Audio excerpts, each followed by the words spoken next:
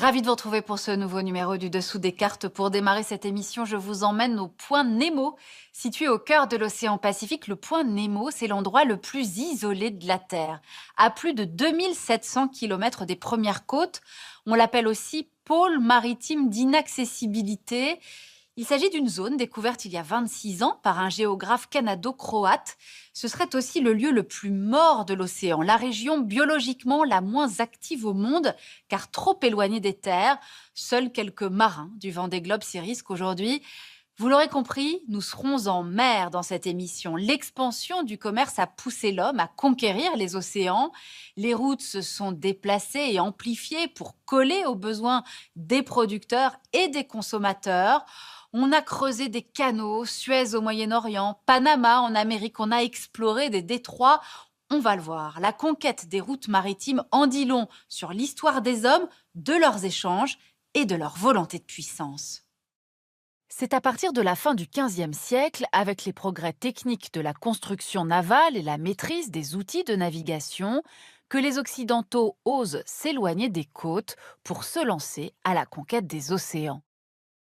Le Génois Christophe Colomb trace une première route transatlantique à la recherche d'un passage maritime vers l'Inde. Il accoste, par inadvertance, sur un nouveau continent, l'Amérique. Le passage vers l'Inde, c'est le Portugais Vasco de Gama qui va le trouver en longeant l'Afrique de l'Ouest et en passant par le cap de Bonne-Espérance. Ces deux routes marquent le début d'une conquête des océans qui va permettre de relier commercialement l'ensemble de la planète dès la fin du XVIIIe siècle. Un siècle plus tard, le percement de deux énormes canaux, Suez en Égypte puis Panama en Amérique centrale, va encore intensifier ce mouvement et ouvrir de nouvelles routes. Reliant la mer Rouge à la mer Méditerranée, le canal de Suez est un projet franco-égyptien titanesque ouvert à la navigation en 1869. Il permet de relier la Chine à la France en 40 jours contre 50 jours par la longue route qui contourne l'Afrique. Un gain de temps et d'argent considérable. Regardez cette image satellite, long de 190 km, le canal de Suez accueille plus de 8% du trafic maritime mondial. Il est contrôlé par l'Égypte, qui a tiré plus de 5 milliards de revenus de son exploitation en 2018. Il a récemment été élargi sur 35 km afin de doubler sa capacité de passage. Quelques années après l'ouverture du canal de Suez, c'est au tour des Américains de se lancer dans un autre projet de percement, celui du canal de Panama, qui ouvrira en 1914 après presque 30 ans de travaux, reliant les deux océans, Atlantique et Pacifique, sans avoir plus à contourner l'Amérique du Sud par le dangereux Cap Horn. Il permet d'économiser plus de 12 000 km de trajet. Passons de nouveau par l'image satellite. Le canal de Panama parcourt, on le voit, 77 km à travers l'Amérique centrale. Il voit transiter 5% du commerce mondial et génère 1 milliard de recettes pour le Panama. D'importants travaux avec la construction d'un nouveau système d'écluses ont permis de doubler sa capacité en 2016. Cette véritable révolution qu'a constituée l'ouverture de ces deux gigantesques canaux s'est accompagnée d'une augmentation considérable du tonnage des bateaux. On transporte aujourd'hui 100 fois plus de marchandises sur un navire qu'il y a 100 ans, ce qui permet d'abaisser les coûts et de placer le transport maritime en tête, loin devant ses concurrents, avec 85% du commerce mondial, contre 9% pour la route, 5% pour le train et 1% pour l'avion. Aujourd'hui, c'est plus d'1 million de navires qui sillonnent ainsi les autoroutes de la mer. On est passé de 1 demi-milliard de tonnes transportées dans les années 50 à près de 11 milliards en 2017, répartis de la façon suivante: 40% de produits en vrac, principalement des minerais et des céréales, 32% d'hydrocarbures, 27% de marchandises. Alors ce développement du trafic maritime a bien sûr contribué à l'explosion du commerce mondial, un commerce mondial qui a progressivement délaissé les routes historiques reliant l'Europe à l'Amérique à travers l'Atlantique pour s'orienter plutôt vers le Moyen-Orient et vers l'Asie, la Chine et ses voisins se plaçant désormais en tête des échanges mondiaux. Alors si l'Asie a pris une telle importance, comme vous le voyez sur cette carte des flux commerciaux, Elle le doit à son dynamisme économique. Un dynamisme qui s'est appuyé sur la capacité de ces pays à construire des ports modernes de très grande taille, adaptés à la manutention des containers. C'est le cas de Shanghai. Premier port au monde, il est composé d'une partie en eau profonde, Yangshan, gagnée sur la mer autour d'un chapelet d'îles à 100 km du centre-ville. Cette partie est reliée par un gigantesque pont à l'agglomération et au port historique situé sur l'embouchure du fleuve Yangtze. L'ensemble des deux ports est connecté au tissu industriel en pleine expansion de la ville et bénéficie des marchandises transportées sur le Yangtze depuis les villes de Nanjing, Wuhan et Chongqing. Au total, ce sont 650 millions de tonnes qui transitent par le port de Shanghai chaque année. En 2016, sur les 20 plus grands ports mondiaux de commerce, 15 sont asiatiques et 9 sont chinois. Mais l'augmentation du fret et des échanges a également donné un pouvoir considérable aux pays qui contrôlent les verrous de la mer, ces points de passage obligatoires qui, s'ils sont bloqués, perturbent l'ensemble du trafic mondial. Le plus important de ces verrous, c'est le détroit de Malacca. Situé entre l'Indonésie, la Malaisie et Singapour, il est à peine large de 30 km. Il est aujourd'hui saturé, comme vous pouvez le voir sur la carte, car il concentre à lui seul 15 à 20% du trafic mondial. La Chine, très sensible à la question de ses approvisionnements en énergie et à ses exportations, étudie donc la possibilité de relancer un projet de percement d'un canal en Thaïlande sur plus de 150 km dans l'isthme de Kra.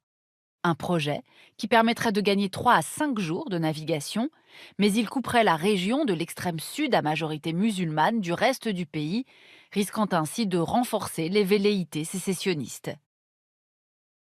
Le deuxième verrou stratégique du commerce maritime, c'est le détroit d'Ormuz. Large d'une trentaine de kilomètres, ce détroit voit transiter 30% du pétrole mondial. Il est sous administration conjointe du sultanat d'Oman et de l'Iran. En cas de crise majeure avec les puissances occidentales, l'Iran pourrait facilement prendre le contrôle du détroit et déstabiliser ainsi le commerce mondial. Depuis le début de l'année 2019, plusieurs pétroliers ont ainsi subi des attaques imputées à l'Iran. Ce risque de blocage du détroit d'Ormuz a poussé les Émirats arabes unis à construire un pipeline partant du champ pétrolier de Habshan, à proximité d'Abu Dhabi, et courant jusqu'au terminal pétrolier de Fujairah, situé sur le littoral du golfe d'Oman, c'est-à-dire en aval du détroit d'Ormuz. L'Arabie saoudite, de son côté, a construit l'oléoduc Petroline, qui part des champs de pétrole d'Abqaiq pour rejoindre le port de Yanbu sur la mer Rouge.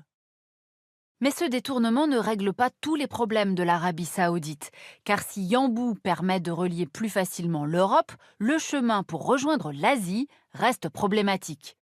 En cause, la sortie de la mer Rouge vers l'océan Indien via le Bab el-Mandeb, autre verrou stratégique. Situé entre Djibouti et le Yémen, ce passage d'à peine 30 km est sous haute tension, avec les affrontements entre rebelles houthis, soutenus par l'Iran, le gouvernement yéménite, soutenu par l'Arabie saoudite, et les séparatistes du Sud. Face à cet autre problème et à la capacité limitée de transit de l'oléoduc Petroline, les Saoudiens envisagent le percement d'un canal qui traverserait la péninsule arabique sur 950 km, mais l'instabilité au Yémen rend ce projet de 80 milliards de dollars peu probable.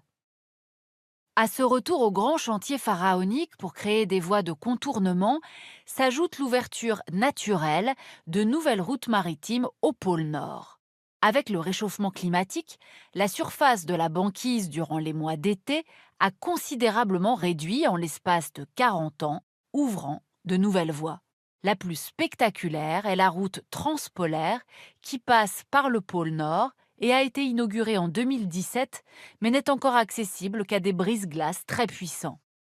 Cette voie s'ajoute à deux autres préexistantes, auparavant navigables seulement quelques semaines l'été. Le passage du Nord-Ouest, le long des côtes américaines, canadiennes et danoises, et le passage du Nord-Est, le long des côtes russes, désormais accessible de mai à octobre. La Russie mise énormément sur cette route qui permet de raccourcir le temps de trajet entre Rotterdam et Shanghai de près d'un tiers. Si le réchauffement climatique se poursuit, elle placerait le pays dans une position stratégique au sein du commerce mondial et renforcerait le lien entre la Russie et la Chine. Mais cette route du Nord-Est passe à travers des détroits peu profonds qui rendent sa navigation très difficile et manque cruellement d'infrastructures portuaires adéquates pour se développer. Aujourd'hui, le transit y reste donc anecdotique et concerne principalement les Chinois qui l'ont intégré dans leur stratégie des nouvelles routes de la soie. Une façon pour Pékin de déjouer les verrous habituels comme Malacca ou Hormuz et la mainmise américaine au Moyen-Orient. On l'aura compris, la mondialisation a accru l'importance stratégique de ces espaces maritimes par où transitent 85% des échanges. Et une fois de plus, on l'a vu, il est un pays qui a compris l'importance de maîtriser ces espaces, la Chine. Toujours elle, investissant patiemment dans les canaux, détroits, isthmes et ports du monde, parfois même très loin de chez elle, ainsi sur les bords du canal de Panama en Amérique centrale ou sur les ports de Gênes et d'Athènes en Europe, on croise de plus en plus d'investisseurs chinois. Et pour aller plus loin en images, cette géographie des espaces maritimes, le numéro 8104 de la documentation photographique publié en mars-avril 2015. Ainsi s'achève ce nouveau numéro du Dessous des cartes. Rendez-vous bien sûr la semaine prochaine, même endroit, même heure. Et d'ici là, n'oubliez pas notre site internet arte.tv sur lequel vous retrouverez notamment nos experts. À bientôt.